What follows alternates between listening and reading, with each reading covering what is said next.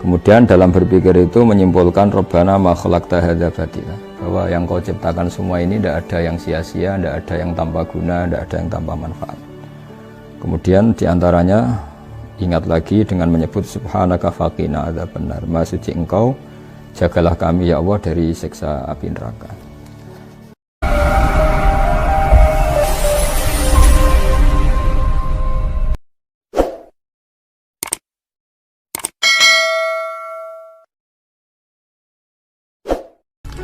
Assalamualaikum warahmatullahi wabarakatuh. Bismillahirrahmanirrahim. Rabbi shrah li sadri wa yassir li amri wahlul 'uqdatam min lisani.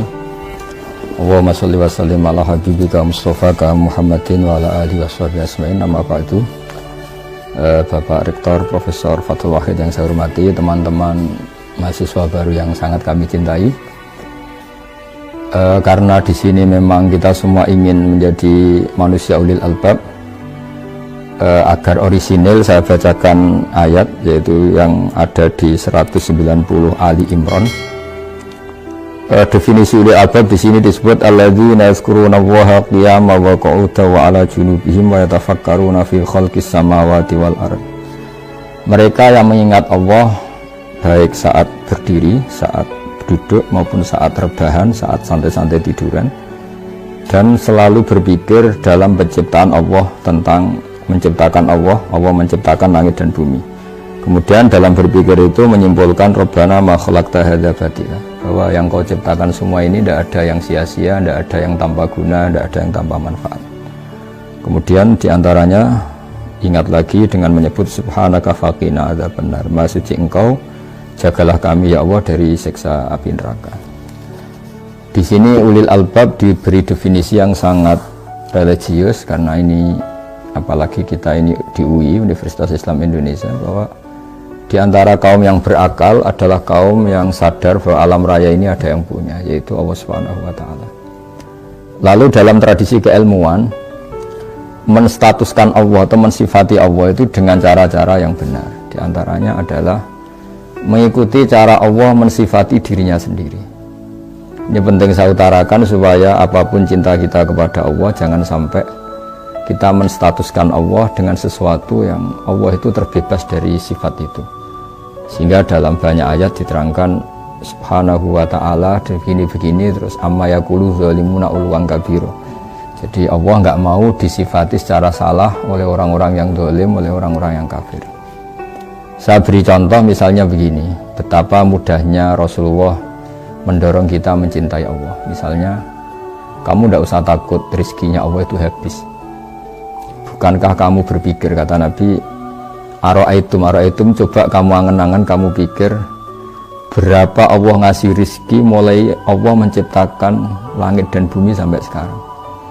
Artinya stok makanan yang diciptakan Allah itu luar biasa.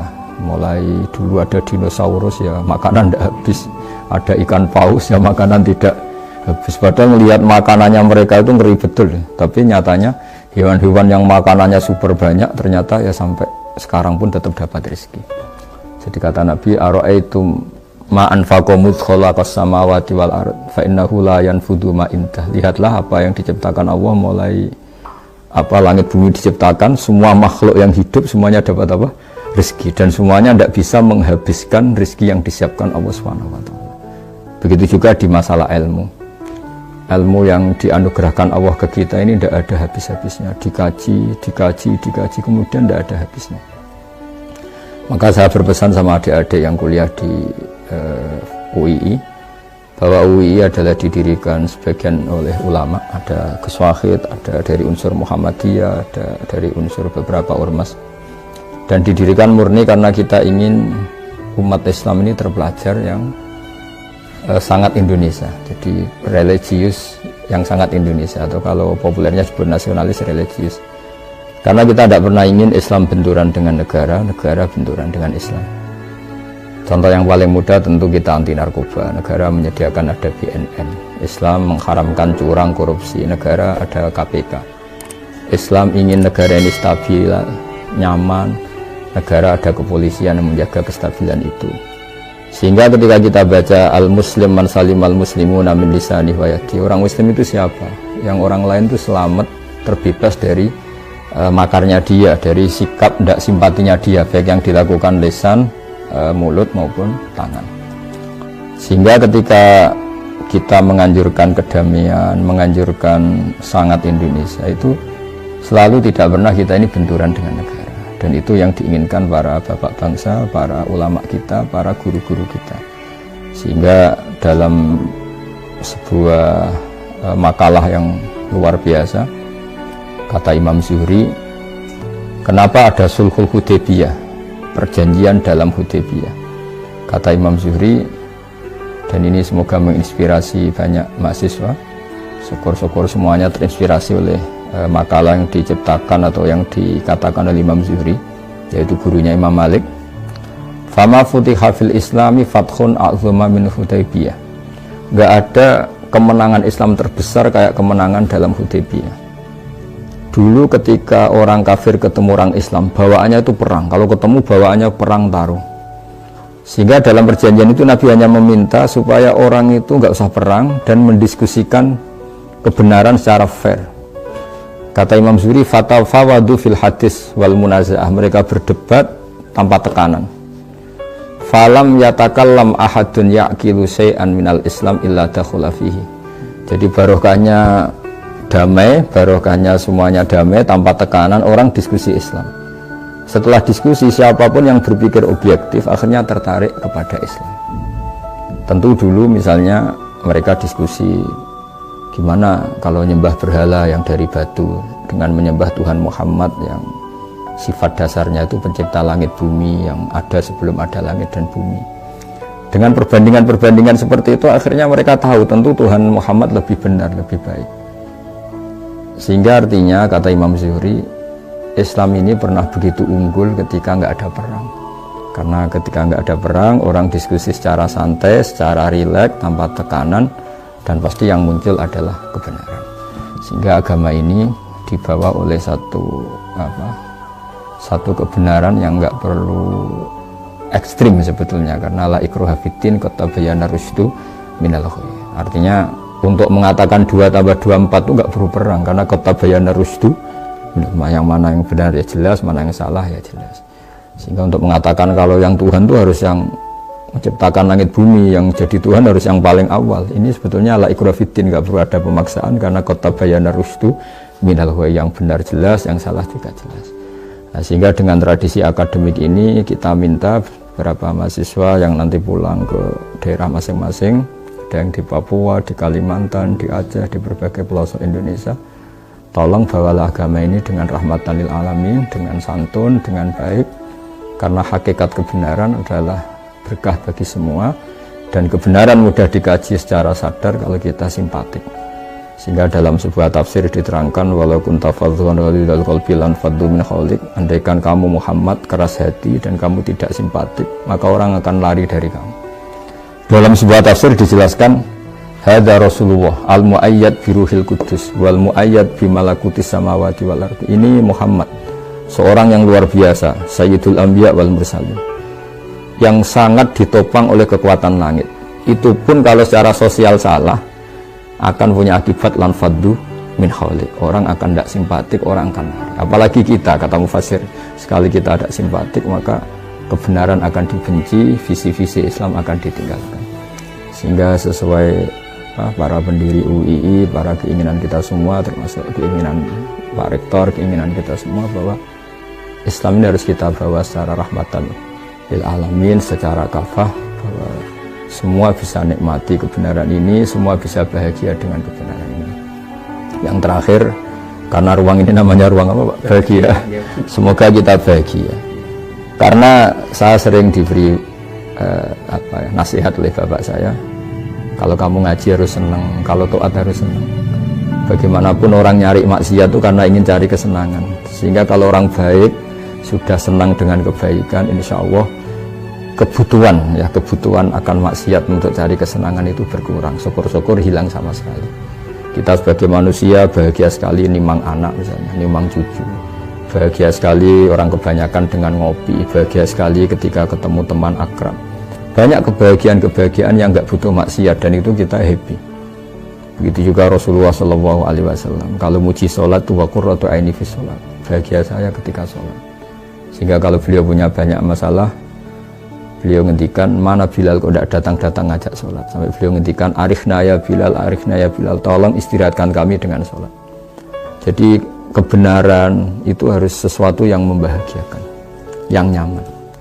Jadi dengan seperti itu insya Allah kita tidak berkebutuhan untuk senang dengan cara-cara yang tidak benar. Sehingga agama ini menyarankan kul bi fadlillah wa bi rahmati fa bidzalika falyafrahu. Ingat selalu fadl Allah, anugerah Allah, kenikmatan-kenikmatan Allah.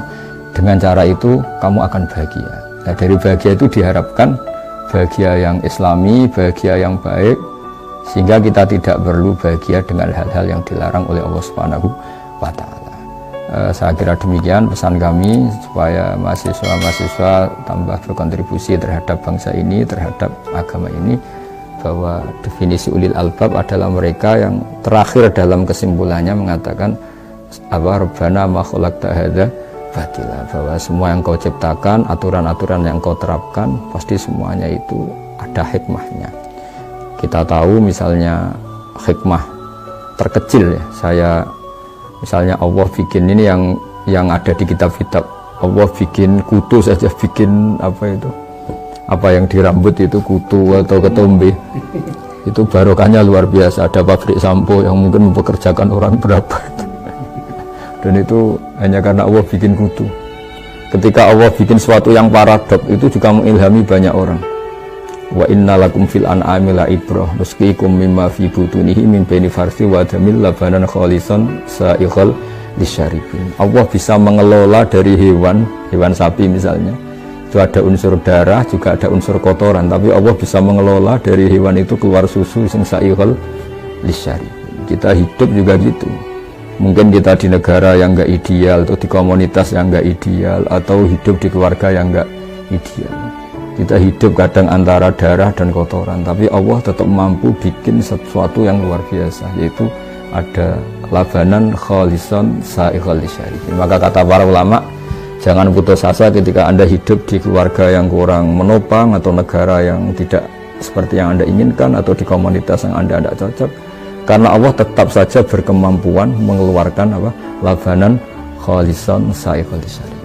Semoga teman-teman mahasiswa, adik-adik yang mungkin punya keluarga yang orang tuanya broken atau cerai, atau di kampung yang mungkin kurang islami, semua ini tetap kita berharap sama Allah, jangan putus asa, karena agama ini limangkan yarjuha wal yaumal akhir. Agama ini diperuntukkan bagi yang selalu berpengharapan, dan Allah sangat mengkritik yang putus asa. Jadi apapun kondisi bangsa ini, misalnya kena pandemi, kena macam-macam, Allah selalu mengapresiasi mereka yang selalu berharap lebih baik, berharap lebih baik. Karena dibalik sosial yang enggak benar pun, kayak tadi mimbeni farsin wadamin, antara kotoran dan darah, ternyata Allah tetap saja mengeluarkan labanan khalisan sa'ighal lisyaribin. Dengan penuh tekad ini dan penuh niat yang baik pada bangsa ini, semoga kita dapat petunjuk dari Allah Subhanahu wa Ta'ala dan dapat ma'unahnya. Saya kira demikian. Wassalamualaikum warahmatullahi wabarakatuh. Terima kasih Gus Bah. Ada mahasiswa baru Universitas Islam Indonesia, banyak pesan yang sudah disampaikan oleh Gus Bah. Beberapa di antaranya adalah bagaimana kita tidak mempertentangkan antara keislaman dan kebangsaan.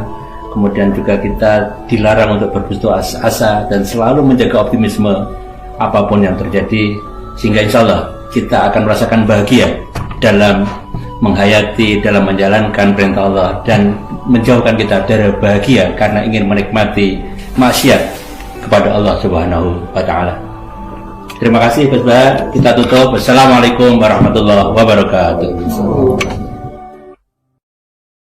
Subhanallah wa bihamdihi adada khalqihi wa ridha nafsihi wa zinata arsyihi adada kalimati.